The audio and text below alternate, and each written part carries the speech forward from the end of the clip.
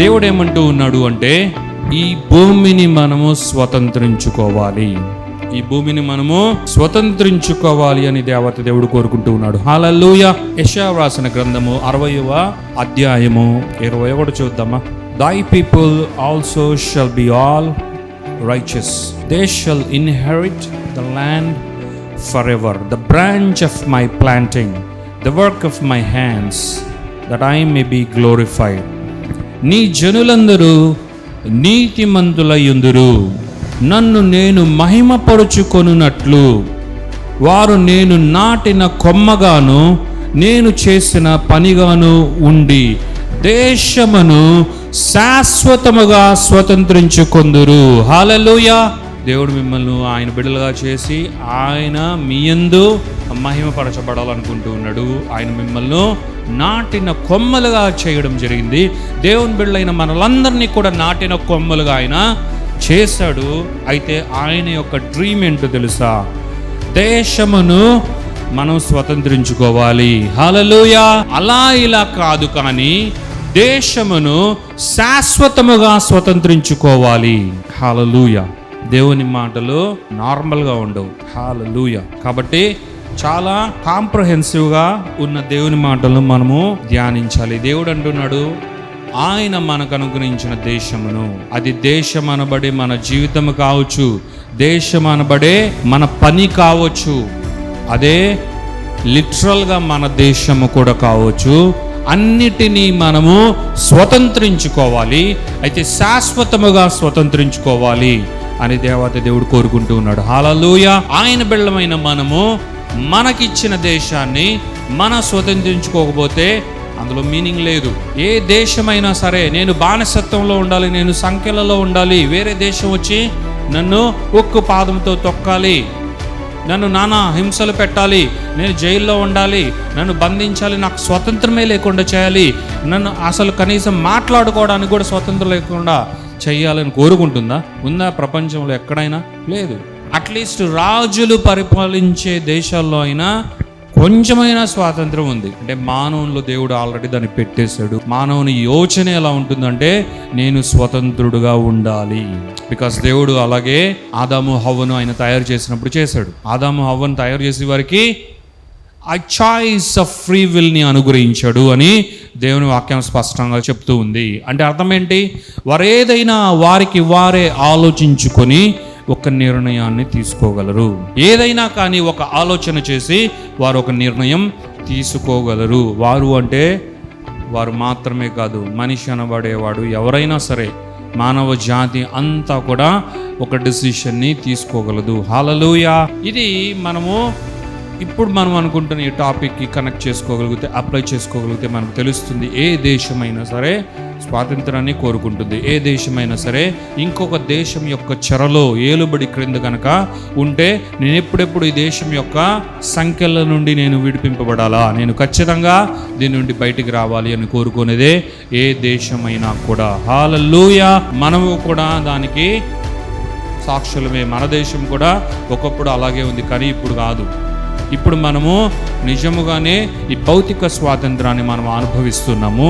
దేవుని నామానికి మహిమ కలుగును గాక.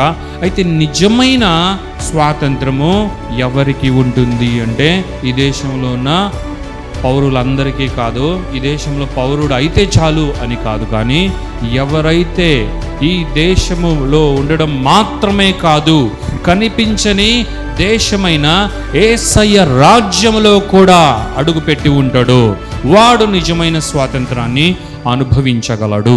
యేసుక్రీస్తు నందే నిజమైన స్వాతంత్రం ఉంది అనడానికి ఎన్నో వాక్యాలు మనందరి కొరకు వ్రాయబడ్డాయి. ప్రభువే ఆ ఆత్మని అపోస్తులైన పౌలు వ్రాయించాడు. అలాగే మనం ఇప్పుడు పాపము అను సంఖ్యల నుండి, బానిసత్వం నుండి, శాపము అన్న సంఖ్యల నుండి, ఆ యొక్క భయంకరమైన ఊబిలో నుండి మనము విడిపింపబడ్డాము, రక్షింపబడ్డాము. ఇప్పుడు మనకు స్వతంత్రము కలిగిన ఆత్మ ఉంది. హల్లెలూయా. మనకు దత్తపుత్ర ఆత్మ ఉంది. అబ్బా తండ్రి అని పిలిచే ఆ యొక్క స్వాతంత్రాన్ని కూడా మనము యేసుక్రీస్తు ద్వారా పొందుకున్నాము అని దేవుని వాక్యం సెలవిస్తుంది. హల్లెలూయా. కాబట్టి మన దేవుడు మన రక్షకుడై ఉండగా మనము నిజముగానే దేనినైనా సరే మనం స్వతంత్రించుకోగలము. ఇది మాత్రమే కాదు, మనము ఆదికాండము 1:28 కూడా దీన్ని మిక్స్ చేసి గనక అప్లై చేసుకోగలిగితే రక్షింపబడిన మనకు దేవుడు అనుగ్రహించిన సమస్తమును, అది ఏదైనా కావచ్చు, అది మన జీవితం కావచ్చు. జీవితం అంటే మనకి ఇష్టం వచ్చినవి, మనకు నచ్చినవన్నీ అని కాదు. మన జీవితంలో దేవుడు వేటినైతే పెట్టాడో, ఏ ప్రణాళికనైతే పెట్టాడో, ఏ పర్పస్నైతే పెట్టాడో, ఏ వేస్నైతే పెట్టాడో, వాటిని మనము కనుగొనిన తరువాత వాటిని ఫుల్ ఫ్లెడ్జ్డ్ వేలో, అనగా in its fullness that we can fulfil with the power of God. Hallelujah. దేవుని శక్తి ద్వారా వాటిని పరిపూర్ణముగా మనము నెరవేర్చగలము. ఇది దేవుని బిడ్డలైన వారికి మాత్రమే ఉన్న ప్రత్యేకమైన స్వాతంత్రం. అందుకే దేవుడు ముందుగానే యెషయా ద్వారా వాయిస్తున్నాడు. ఆయన అంటూ ఉన్నాడు, నేను మీ అందరినీ నేను నాటిన కొమ్మలుగా చేశాను. నీతిమంతులుగా చేశాడు అంట దేవుడు. నీతిమంతులుగా మాత్రమే కాదు, మన యందు ఆయన మహిమ పరచబడాలి అని కోరుకుంటున్నాడు. హల్లెలూయా. నీతిమంతులుగా చేసి మన యందు, నిజమే కదా, హల్లెలూయా. అంటే దేవుని బిడ్డలే అనుకుందాము, లోకంలో ఉన్నవారు ఎలాగో చేస్తుంటారు. దేవుని బిడ్డలైన వారు కూడా ఎంతో తగ్గి ఉండి దేవుడు ఒకవేళ ఘనపరుస్తే ఆ ఘనతను పొందుకోవాలి, కానీ ఏ మాత్రం తగ్గి ఉండకుండా వారికి వారు డబ్బాలు కొట్టుకునే రోజులు వచ్చేసాయి. దేవుని బిడ్డలైనా సరే, దేవుని నాయకులుగా సువార్థీకరణ సేవ చేస్తున్న నాయకులైనా సరే, చాలామంది వారి డబ్బా వారే కొట్టుకునే రోజులు వచ్చేసాయి. ఇలా ఏ మాత్రం అర్హత లేకపోయినా, ఏ స్థితి గతి లేకపోయినా మనిషి ఇలా ప్రాకులాడుతుంటే, నిజముగా అర్హత కలిగిన దేవుడు ఇంకెంత మహిమను ఉండాలి, ఇంకెంత ఘనతను ఉండాలి, అది మన ద్వారానే ఉండాలి, మనమే దాన్ని ఇవ్వాలి. ఎక్కడో నుండి రాదు, ఎవరి నుండో అది రాదు, కానీ మన నుండే ఆయనకు అందవలసిన మహిమ అందాలి, ఆయనకు చల్లవలసిన ఘనత ఆయనకు చెందాలి. దేవుని నామానికి మహిమ కలుగును గాక. హల్లెలూయా. మనల్ని నీతిమంతులుగా చూడాలని కోరుకుంటున్నాడు.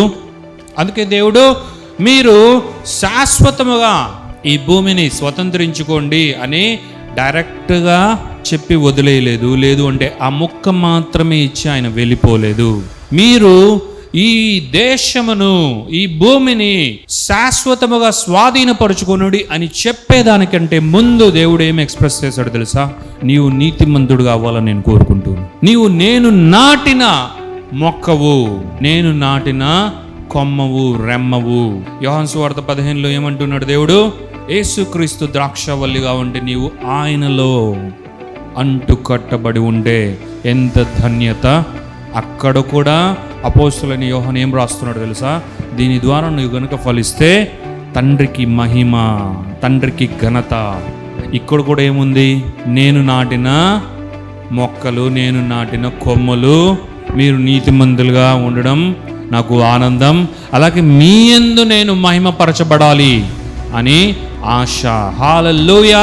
ఇలా గనక మనం ఉండగలిగితే, ఇలా మనం చేయగలిగితే, ఇలాంటి జీవితాన్ని మనం జీవించగలిగితే, మనం డెఫినెట్గా దేశాన్ని, దేవుడిచ్చిన భూమిని, మన దేశమును, దేవుడు పంపించు దేశమును శాశ్వతముగా స్వతంత్రించుకోగలము. హల్లెలూయా. అది ప్రప్రథమముగా ఆయన రాజ్యము కొరకే, ప్రప్రథమముగా అది ఆయన పని కొరకే, ప్రప్రథమముగా అది ఆయన రాజ్య వ్యాప్తి కొరకే ఈ వాక్యాన్ని దేవుడు మనకు అనుగ్రహించాడు. ఇక మిగిలినవన్నీ ఏదైనా కావచ్చు, అది మన జీవితానికి, మన యొక్క లైఫ్ స్టైల్కి యాడ్ అవుతాయి. దేవుని నామానికే మహిమ కలుగును గాక. హల్లెలూయా.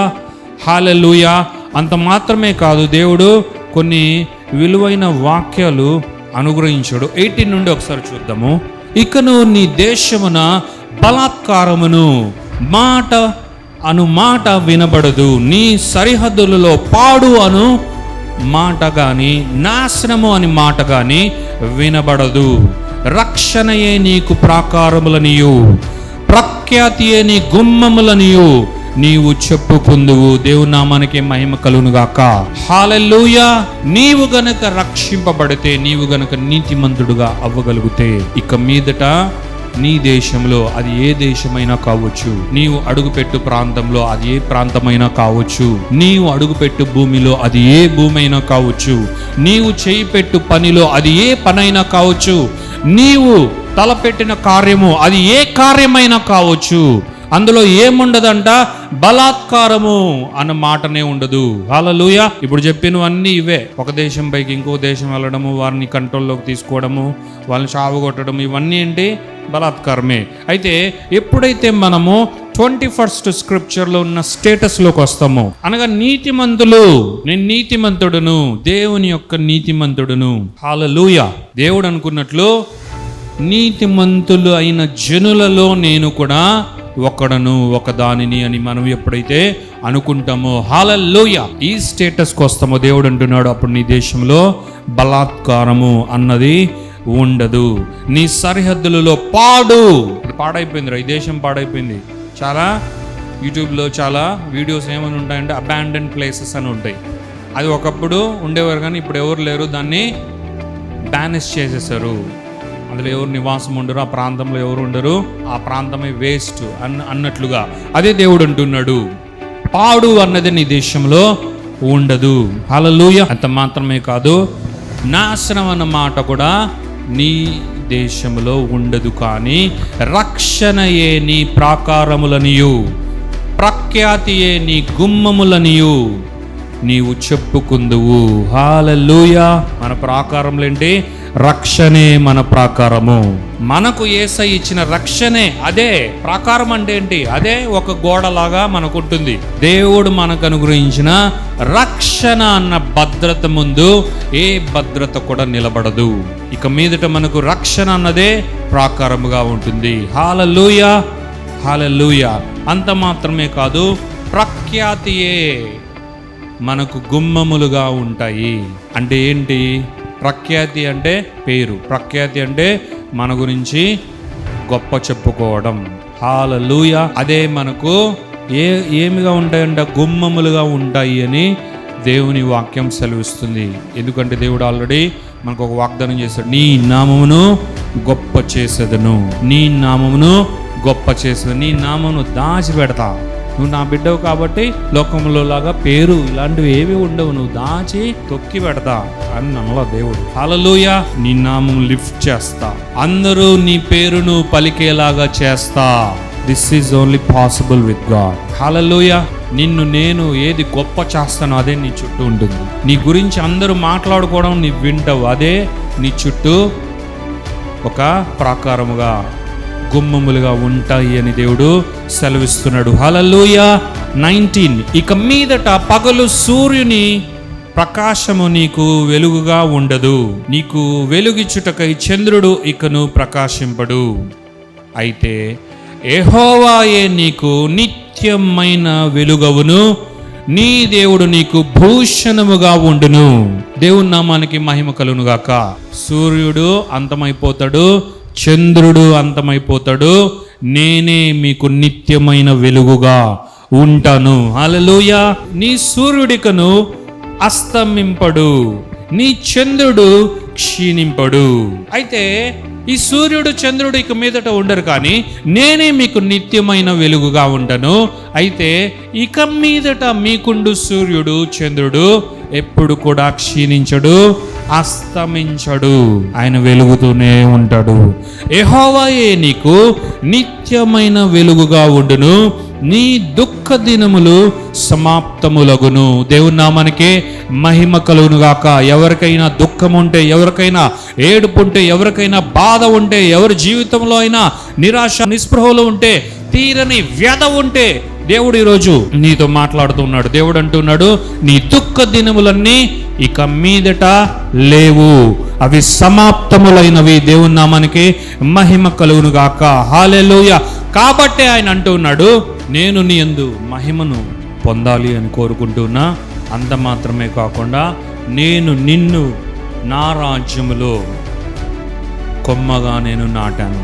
యేసుక్రీస్తు చెట్టు అయితే ఆయనలో అంటు కట్టబడిన కొమ్మలమే మనమంతా.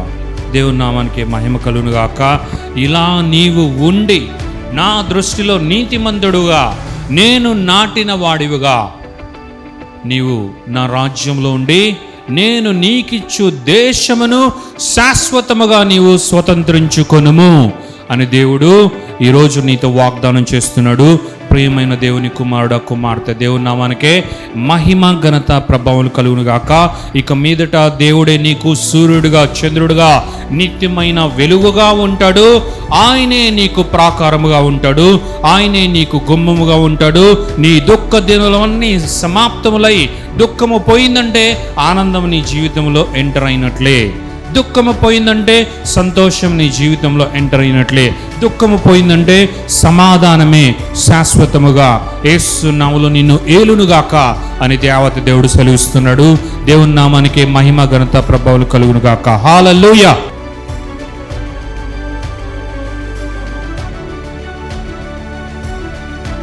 Thank you father, thank you Jesus, thank you Holy Spirit God. దేవా మీ కొందనాలు, యేసయ్య మీ కొందనాలు, పరిశుద్ధాత్మ దేవా మీకు మహిమ ఘనత ప్రభావం చెల్లిస్తున్నాము.